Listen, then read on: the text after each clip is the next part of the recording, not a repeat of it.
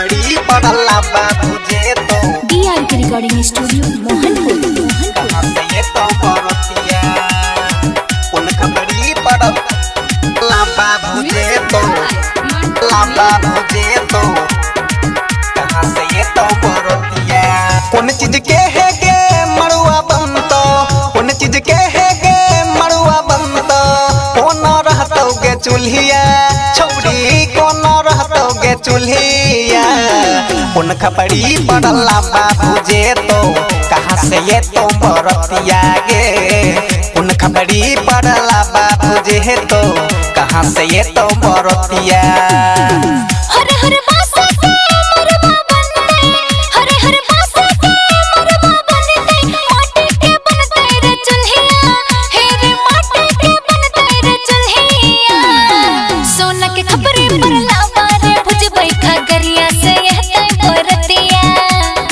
सोना के खपरे पर लावा रे भुजबै खगरिया से यहते बरतिया उन खपड़ी पड़ला बाबू जे तो डीआर के रिकॉर्डिंग स्टूडियो मोहनपुर। कहाँ से ये तो बरतिया उन खपड़ी पड़ल कहाँ से ये तो बरतिया कौन रंग के सिंदूर लगे तो रहतो केहन गे सरिया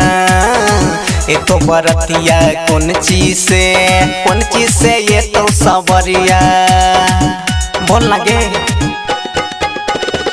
लाले रंग के सिंदूर रे लगते लाले रे रहते सरिया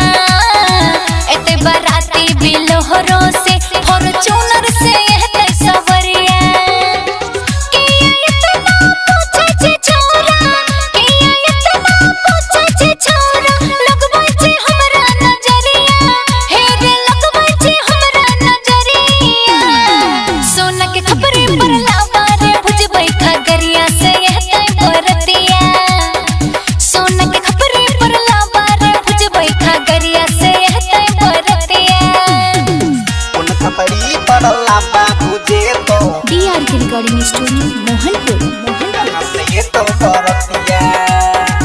उन खपड़ी पड़ल कहाँ से ये तो बरतिया के पिन्हे तो शादी के जोड़ा करतो के कनिया दान गे के कर फटतो विदाई में छाती के कर जाइतो जान गे सौखे पिन्हते शादी के जोरा करते बाबू कन्यादान रे माई के फटते छाती विदाई में भाई के चहते जान रे नीति से ममता माही से नीति से ममता माही से लचके इतना खबरिया हे रे लचके इतना खबरिया सोना के खपरे पर लावा रे भुजबै खगरिया से यहते बरतिया सोना के खपरे पर लावा रे भुजबै खगरिया से यहते बरतिया डीआर के रिकॉर्डिंग स्टूडियो मोहनपुर।